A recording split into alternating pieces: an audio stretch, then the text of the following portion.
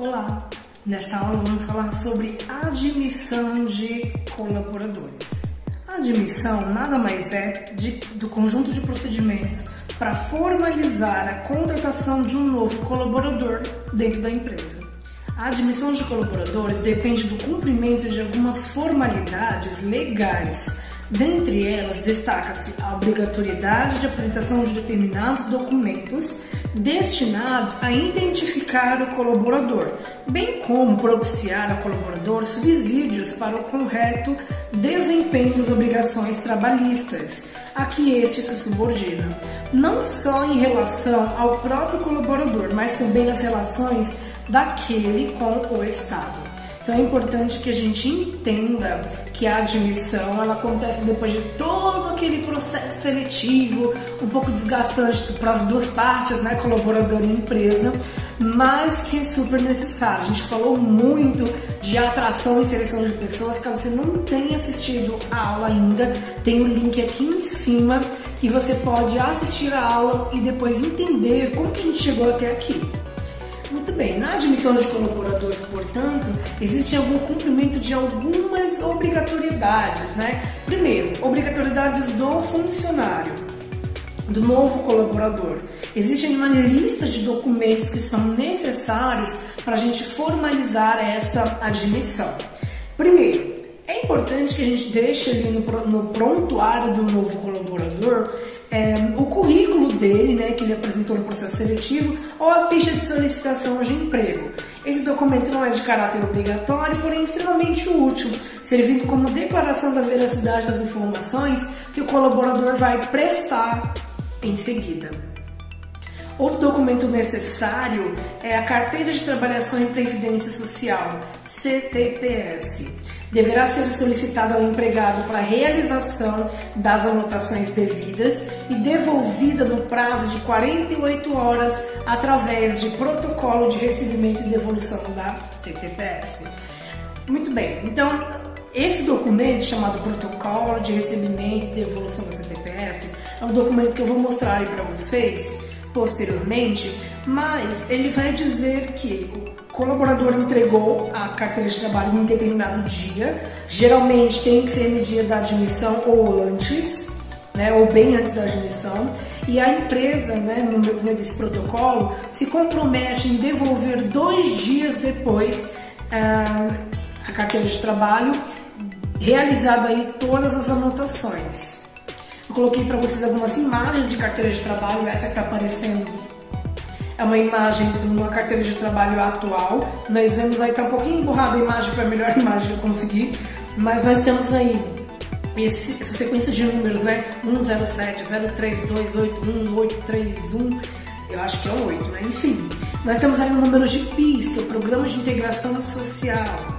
E logo abaixo nós temos aí o número da carteira de trabalho que vai servir para o colaborador aí preencher as informações de todos os trabalhos que ele venha a desenvolver ao longo da vida. Uma outra imagem, nós temos aí uma imagem de como que é o adesivo de contrato de trabalho. Então nós temos aí o número de CNPJ, a primeira parte geralmente a gente coloca as informações da empresa. Então nós temos aí o número de CNPJ, a rua da empresa, o número, o município onde ela está, o estado, a espécie de estabelecimento, ou seja, qual o segmento dessa empresa e o cargo que a pessoa vai ocupar dentro dessa empresa. CBO, que é a Classificação Brasileira de Ocupações, a gente vai falar um pouquinho mais dela daqui já já. A data de admissão, o dia que o funcionário começa a trabalhar na empresa efetivamente. E aí a gente coloca o registro, o número, folhas, ficha, é o número de registro, o número da ficha de registro desse funcionário em um livro. Remuneração específica, RS cifrão, e o valor do salário do colaborador. Em seguida a gente escreve por extenso.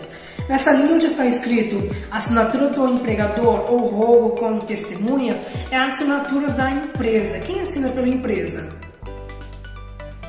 A pergunta que não quer calar. Quem assina pela empresa geralmente é ou o próprio RH que está contratando o funcionário ou alguém que responde pela empresa legalmente. No dia que essa pessoa for desligada, demitida, é a parte de baixo que a gente vai utilizar. Data de saída, o dia de desligamento da pessoa e a assinatura do empregador ou do departamento de RH. Quando a gente falar da baixa na carteira, é isso. Colocar a data que a pessoa foi mandada embora ou pediu as contas, enfim, e a assinatura de quem é responsável pela empresa. Outros documentos necessários, nós temos a certidão de casamento, se a pessoa for casada, obviamente, e certidão de nascimento dos filhos. A cópia dos documentos servirão para verificação de dados e concessão de alguns do benefício de salário família e abatimento dos dependentes para efeitos de imposto de renda. Então é importante que se o colaborador ele tenha filhos ou cônjuge, que ele traga a certidão de nascimento dos filhos e a certidão de casamento com o companheiro ou companheira dele ou dela. Ainda sobre os documentos necessários, nós temos aí que é importante trazer a carteira de vacinação dos filhos menores de 7 anos, a carteira atualizada de vacinação dos filhos menores de 7 anos. Outro documento importantíssimo é o exame médico admissional. Na admissão, é requisito imprescindível e deve ser feito por conta do empregador, uma vez que através dele se verifica a capacidade física ou mental do empregado, conforme o artigo 168, no inciso 1 da CLT. O exame admissional, a gente vai falar bastante dele na aula de segurança do trabalho, talvez demore, não sei se nessa semana ou na outra, mas o exame médico admissional é um exame básico que vai falar se o colaborador tem alguma doença, se não tem, se ele está apto para desenvolver aquela atividade ou não. Então é importante que conste aí no prontuário, e esse exame médico admissional ele deve ser feito dias antes do funcionário começar a trabalhar na empresa. Outros documentos necessários que vão os documentos pessoais, né? Comprovante de escolaridade, a cópia ou atestado de escolaridade ou capacitação, comprovante de endereço residencial atualizado, uma xerox, uma cópia, cédula de identidade, RG, o CPF, título de eleitor, certificado de reservista, cartão do PIS, SUS, abertura de conta corrente ou conta salário, se a pessoa tiver, senão a empresa vai fornecer um documento para que ela abra a conta no banco, e uma foto 3x4 para identificação do livro de registro do empregado. Então esses aí são os documentos necessários para a gente fazer uma admissão por parte do colaborador. Então ele que tem que providenciar a cópia desses documentos o quanto antes e antes dele começar a trabalhar. Que fique claro, antes do dia que ele vai começar a trabalhar. Por quê? Quando ele começar a trabalhar, todo o prontuário dele já tem que estar pronto. Então é importantíssimo que a gente deixe tudo pronto só para ele assinar os documentos no dia que ele começa a trabalhar, portanto, o dia de admissão. Mas vamos ver agora, né, se por um lado os funcionários têm a sua parte para fazer, a empresa também tem a sua. E é o que nós vamos ver agora nos procedimentos internos. Primeira coisa que ele tem que fazer, juntar toda a documentação recebida e separar e digitar toda a documentação. Ou escrever, né? Depende do porte da empresa, ela vai registrar em um livro de registro de funcionários. Primeira coisa, registrar na carteira de trabalho o vínculo empregatício, anotando as seguintes informações: dados do empregador, cargo, admissão, remuneração e condições especiais se houver. Então eu coloquei aí mais um exemplo para vocês verem de como que é uma carteira de trabalho preenchida de um funcionário. Isso aqui quem faz é a empresa. No anterior estava mostrando que o funcionário tem que dar a carteira de trabalho.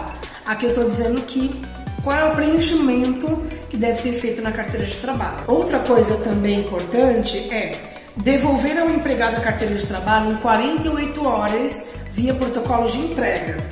Esse protocolo de entrega eu coloquei em 2 exemplos. O primeiro é recibo de entrega da carteira de trabalho profissional, quando a gente recebe, enquanto empresa, né, a carteira profissional do colaborador, ele assina, você assina, e é um comprovante que em 48 horas você, a empresa, vai devolver a carteira de trabalho.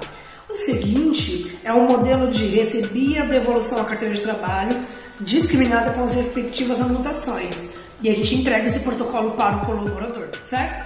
Então, da carteira de trabalho é isso, a gente registra colhe aí o protocolo de recebimento e depois devolve o protocolo com a carteira já registrada 2 dias depois da admissão, 48 horas. Contrato de experiência. Lá no fim da carteira do trabalho tem uma parte chamada observações gerais. E nas observações gerais a gente vai escrever este texto que está aparecendo aí, contrato de experiência.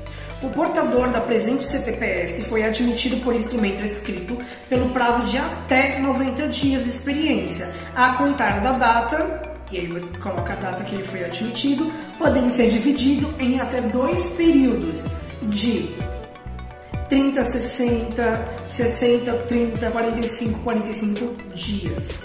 E aí, por fim, a empresa, né, o gestor de RH ou o representante da empresa assina representando aí a empresa. E nós temos a ficha de registro.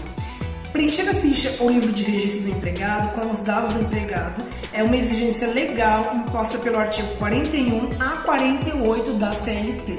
Coloquei um modelo aí para vocês verem, né, de como é uma ficha de registro. Percebe que tem aí na primeira parte os dados da empresa e na sequência os dados do colaborador, juntamente com a foto 3x4 que ele entregou lá no processo de admissão, né, no processo na pega dos documentos.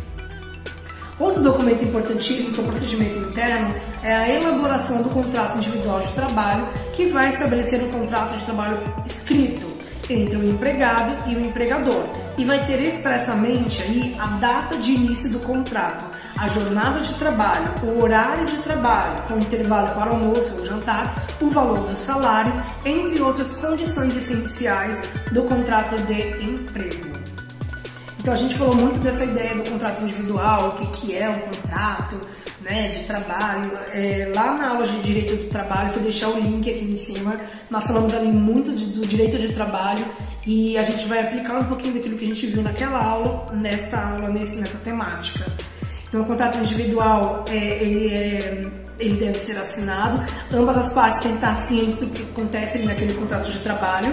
Exemplos, né, de duração desse contrato de trabalho é de 30, 60, 60, 30, 45, 45.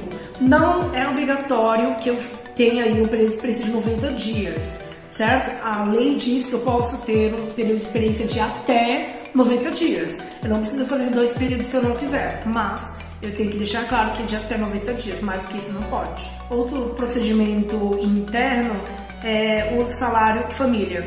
Preencher a ficha de salário família é um documento utilizado para preenchimento do pagamento de salário família, a qual acompanha a certidão de nascimento e carteira de vacinação que nós solicitamos aos colaboradores, novos colaboradores, quando a gente solicitou os documentos.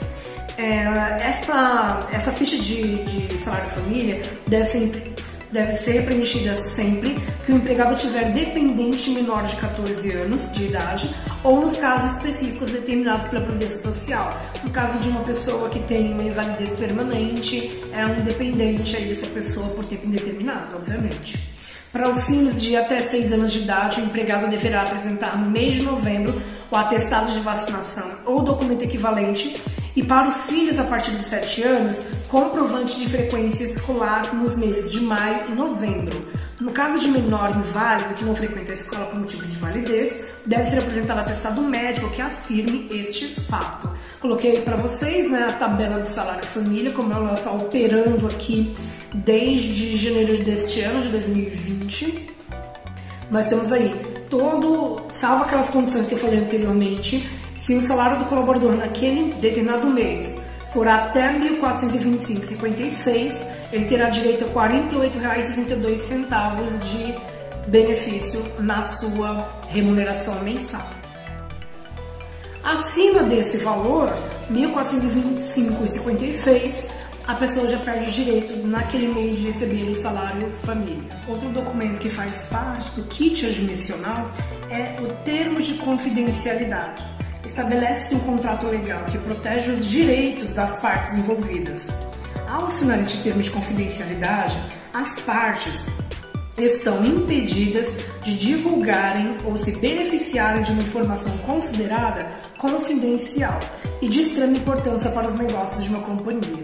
Esse termo de confidencialidade, geralmente é aquele termo que vai dizer pra gente, pro colaborador, que ele não pode divulgar ou compartilhar informações que estão estritamente confidenciais e que tem que ficar dentro da empresa.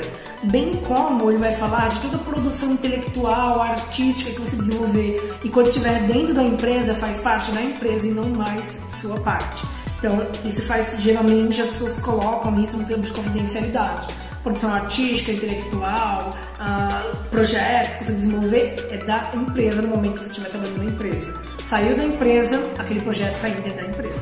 Outro documento muito importante que tem que estar, né, e constar aí no prontuário é o termo de opção do Vale Transporte. A gente viu na aula de benefícios que o Vale Transporte é um benefício obrigatório e este benefício obrigatório ele tem que estar descrito no formulário de opção de Vale Transporte.